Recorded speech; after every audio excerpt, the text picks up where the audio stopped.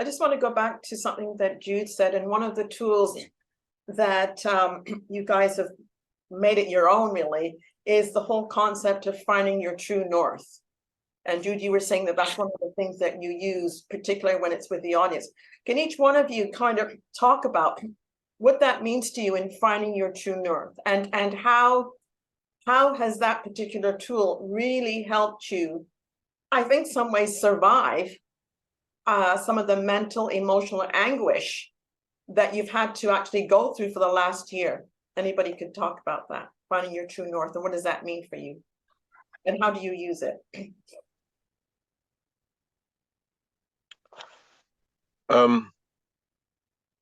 For me, my true north is also really linked with one of the things we always say in this room about showing up. For so long, as a member of the global majority, you are always in places where you are the minority. And a great example for me of me knowing when I'm not being aligned with my true north for me is something in my voice. I always say this, like I notice when the register in my voice changes and I become a bit more obsequious, a bit more, yes, yeah, because you don't want to upset the cart, you don't want to be a distraction, you don't want to fit the stereotype. You sometimes say yes to things that you compromise your spirit.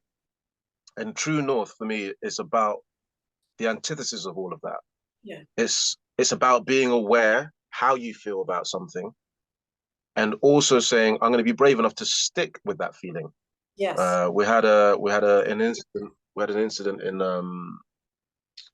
at the beginning of the year where certain actors were laughing through the N-word, which caused a lot of distress, understandably, for members of the global majority and some members of the cast as well. The following day, we had something called a parish notice, where we come together as a group, and the company manager often addresses issues like who's sick or anything that's gone wrong with the show previously. So we had one of these parish notices, and in that parish notice, some actors were attempting to make excuses for what had happened the night before, going as far as making the perpetrators of those laughs and that situation, making them the victims. Now, 9 out of 10 times, maybe even 10 out of 10 times before this group, I would have stood in that parish notice and been like, these motherfuckers, and not said anything. Sorry for swearing. That's cool. I would have kept quiet, even though it was burning inside my chest, the injustice of what are you lot talking about? You guys have just laughed through the N-word in front of us, in front of an audience. How do you think that makes us feel? And honestly, 9 to 10 out of 10 times, I'd have probably just swallowed that and gone back to my dressing room, let that burn, and hurt me. They've got it off their chest, and now they've unloaded it onto me, this pain. But an example of me finding my true north was I spoke up in that group, and I was like, no, hang on, no, that's not what happened, and that's not what is going to happen. We're not going to stand here and let you guys take the victim narrative and justify what has happened. So yeah, for me, true north is all about that voice that we're somehow conditioned ever since we were children, I guess, to keep calm, carry on, bow your head, don't upset, don't stick your head above the parapet, don't be, don't do anything extraordinary. So true north is about listening to that voice, that inner voice that says, this is how you feel, this is what this means to you, and just say it. And it's incredibly liberating finding the true north. It's euphoric. It feels like a drug, because you feel like, I feel like you're being genuinely truthful. You're being genuinely truthful to yourself first and foremost. Yeah, and it's incredibly liberating. Yeah, I like the part, like, so when I teach this to the members, one of the things that I'm really almost dogmatic about is listening to your body. And the reason I'm so dogmatic is because for many of us Black and brown folks, we go up into our head and then we conjure the reality that we actually feeling on the body. We can change that. So like what Jude's saying. So we go up into our head and it says, no, I'm not really feeling that. I'm going to speak this way.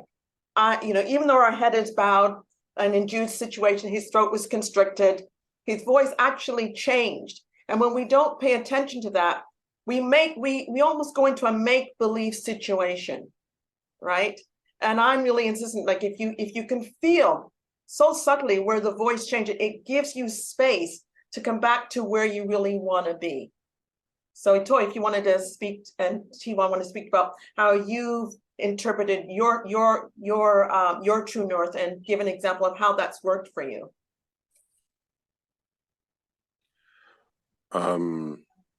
Yeah, for me, my true north, and actually I don't say that phrase as often as I hear it. Yes. I don't know if there's another term I could use, but okay, that's fine. For now, I'll definitely use my true north. I mean, because it's another way of saying your true self, or you can find different interpretations of that. For me, my true north, actually, and weirdly enough, I think when I really think about it, I think when I start to stutter, yeah, okay. When I start to stutter, there is this kind of motion of like imposter syndrome. Yes. That I go through. And it happened particularly during rehearsals for the show. I remember trying to have a conversation with the director, and I stuttered a bit, and I was like, "Well, why am I stuttering? I know what I'm talking about. Wait, hold on, what's going on?" And then I then spoke, and the stuttering stopped. But I found moments in my life where that does happen, and the situations where you do have to kind of really dig deep and really find a true north. Just like Jude's example of that situation of actors creating more laughs and laughing through using the N-word. Even following that situation where Jude spoke up, I remember speaking to one of the actors that started that whole conversation and started creating that excuse. And I spoke to that person one-on-one, and this actor is he is the person that carries this whole show on his shoulders. And to speak to an actor like that, they could easily take in a very different way and, make things hard for you and things. But, it was something that I felt I had to do. And I did it, obviously, in a respectful way, but not in a way that wasn't going to, limit how I'm speaking for myself and for, my Black and brown people. So, that conversation was had, and it was brilliant. But another situation was where, and this was at the beginning, and I found this very, very interesting. I was like, and they had all of our names spelt wrong. They mixed all three of our names. You have only 3 Black men in the cast. 3 out of what, 30? 28 to 30 people in the cast. You have 3. It's not hard for you to mix our names. It's in fact, no, it's very hard for you to mix our names. It shouldn't be something that this person, you call our names all the time. And they mixed my name and TY's name, and they spelled Jude's name wrong. And I remember thinking, and this had happened a couple of times, and I was like, and I lost my patience, because I was like, if this happens again, I'm going to have to conversation with this person. And I remember speaking to the stage door, the management of stage door, and saying, excuse me, I noticed that this is wrong. etc., etc. Can this not happen again? Can it be rectified? And then they mentioned and said that it was the person who was our company manager that did this, and that shocked me. I wasn't surprised, but I was shocked, and I was also offended. And I remember it happened, and then I spoke to this person, and I gave it to him real. I didn't hold back. I said, listen, this has happened not once, not twice, but 3 times now. It better not happen again. I used those words. I said, it better not happen again, because we will have a problem. You know, and in that moment, I felt very sure that something so little with a play so heavy shouldn't even be allowed to happen. And, you know, moving forward, and I think since then, there has been moments where we've actually found strength in dealing with these challenges, though ignorant to them, but very conscious and very biased to us. That has empowered us, has empowered me for sure, and helps me to find my true north, especially when we're doing the show. You know, when Tom Robinson goes through the scene, the court scene of testimony, you know, that saying always reflects on us, because we have a physical thing that we do. You know, when looking at Tom Robinson, we tap our hearts and we say kindness to your hearts, and you know, to center us, to focus us to the true meaning of existing in that moment. So that's been an experience for me in terms of finding my true north. And I think it's a beautiful thing moving forward, because when it comes to things like auditions, when it comes to things like, you know, casting directors, ignorant casting directors, or anyone in the industry that's ignorant in general, and they have that conversation, the fear of feeling that you have to be careful, which is still true, but not to the point that you lose yourself. Yes. That, I think, is a tool that I've gained, and I will keep practicing. I don't have a hold of it yet, but it's something that's in process of. Thank you. T.Y., would you like to weigh in?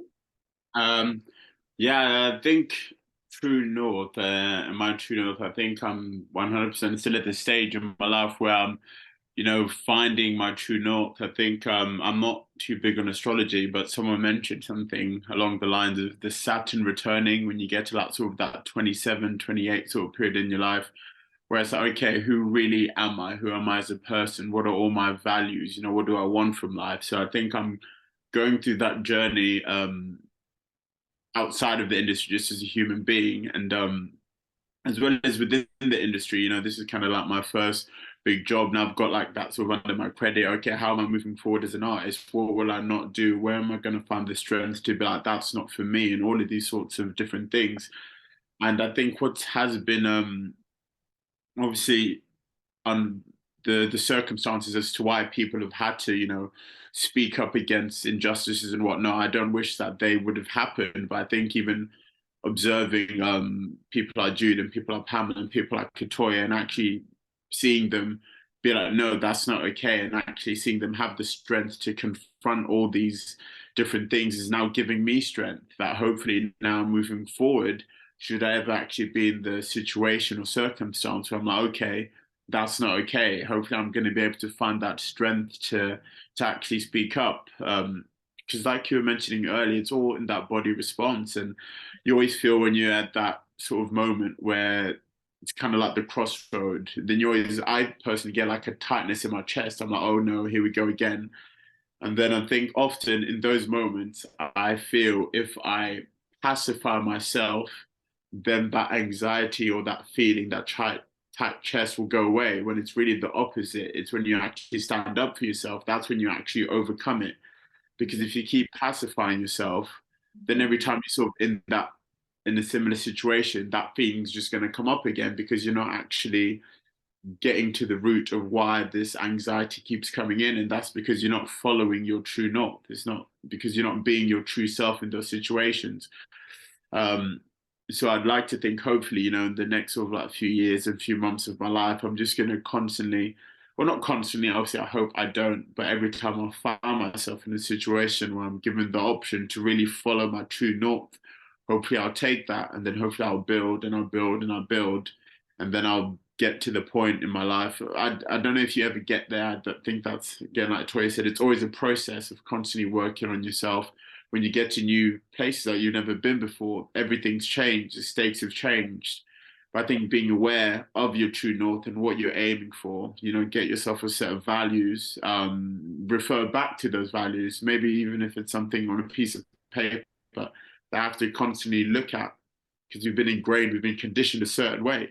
So if you want to change those beliefs about ourselves and how we show up in the world, maybe even noting it down on a piece of paper, a physical thing, will help be the building blocks to build on your skills and tools. But it's always a process. It's always something that I expect to be working on.